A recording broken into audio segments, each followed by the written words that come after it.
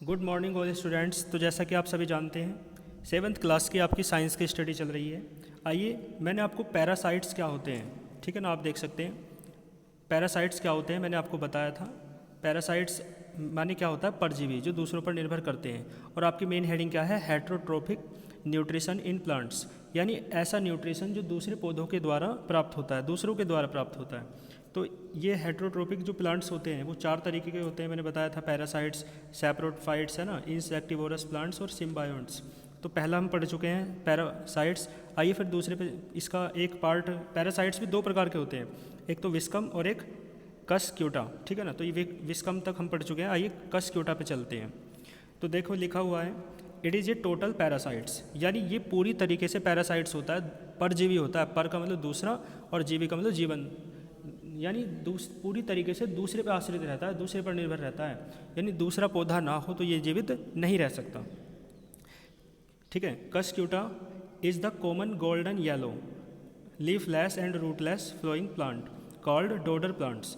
देखो कस्क्यूटा जो है ना वो क्या है, कॉमन गोल्डन येलो, सुनहरे पीले रंग का होता है, ठीक है ना। जैसे कि आप देख सकते हैं सुनहरे पीले रंग का है। लीफलेस, इसमें पत्तियां नहीं होती हैं, पत्तियों के बिना रहता है। रूटलेस, और इसमें जड़ भी नहीं होती है। रूट माने जड़, लेस माने नहीं, तो पत्ती विहीन और जड़ विहीन होता है। फ्लोइंग प्लांट, और बहता हुआ पौधा है ना। कॉल्ड डोडर प्लांट्स, इसे आप क्या कहते हैं, डोडर प्लांट भी आप इसे कहते हैं। इट ग्रोज, इट माने यह, ग्रोज माने बढ़ता है, एज ए क्लाइंबर, क्लाइंबर यानी चढ़ने वाले पौधे की तरह बढ़ता है। यानी एक तरीके से चढ़ने वाला पौधा कौन सा होता है, बेल। यानी ये जो ये है ना कस्क्यूटा, इसे आप बेल कहते हैं, ठीक है ना। अमर बेल होती है, वास्तव में हिंदी में इसका नाम क्या है, अमर बेल। तो बेल आप जानते हैं वो तो चढ़ती है पेड़ पर, ठीक है ना। It is also called amar bel, है ना, जैसे मैंने आपको बताया इसे क्या कहते हैं आप, अमर बेल भी कहते हैं। और स्वर्णलता, और इसे आप स्वर्णलता भी कहते हैं। ये हिंदी और संस्कृत नाम है, ये हिंदी और संस्कृत नाम है इसके। इट सक्स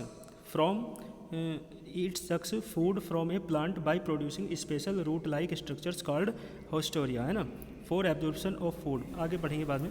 देखो इट सक्स माने सोखता है, फूड माने भोजन, फ्रॉम ए प्लांट माने एक पौधे से, बाय प्रोड्यूसिंग माने उत्पन्न करके, क्या उत्पन्न करके, स्पेशल रूट लाइक स्ट्रक्चर्स, यानी इसमें जड़ों के जैसी, रूट लाइक का मतलब जड़ों के जैसी स्ट्रक्चर्स होती हैं, उन्हें उत्पन्न करके ये क्या सोखता है, भोजन प्राप्त करता है, सोखता है, किससे, प्लांट से, जिस पौधे पर ये उत्पन्न होती हैं।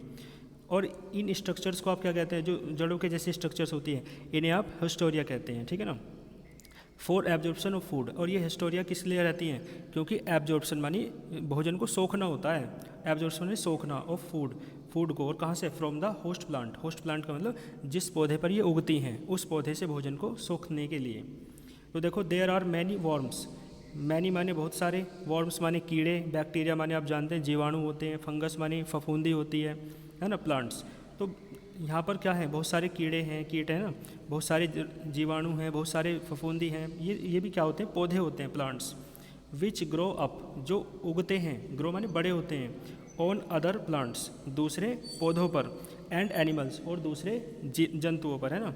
एंड लिव्स एज पैरासाइट, और जीते हैं, लिव्स माने जीते हैं, पैरासाइट अपॉन दैम, किसकी तरह जीते हैं, पैरासाइट के रूप में जीते हैं, यानी दूसरों पर निर्भर होकर जीते हैं। अपॉन दैम यानी उनके ऊपर, उनके समझ लो ना, किनके, जो होस्ट प्लांट होते हैं जिनके ऊपर ये रहते हैं।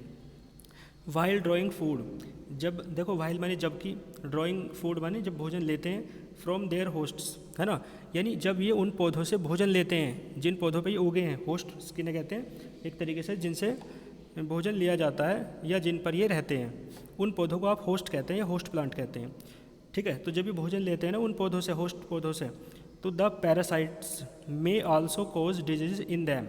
तो पैरासाइट्स माने ये जो परजीवी है ना, ये जो पौधे उन पौधों पर उगे हैं, मे आल्सो कॉज माने कारण हो सकते हैं, डिजीज इन दैम, उन पौधों में, जो होस्ट पौधे हैं उनमें बीमारियों का कारण ये बन सकते हैं, ठीक है ना।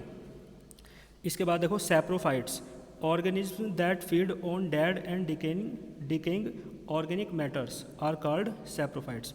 यानी ऑर्गेनिज्म माने एक तरीके से क्या है, जो जीव होते हैं, सूक्ष्म जीव होते हैं, दैट फीड माने जो फीड माने खाते हैं, ऑन डेड माने किसे खाते हैं, dead and decaying organic matters, यानी मृत, मरे हुए, और डिकेइंग माने नष्ट हुए ऑर्गेनिक मैटर्स को।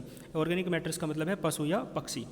तो ऐसे इन्हें क्या कहते हैं आप, सैप्रोफाइट्स कहते हैं, ठीक है ना। यहाँ तक आप देख लेंगे।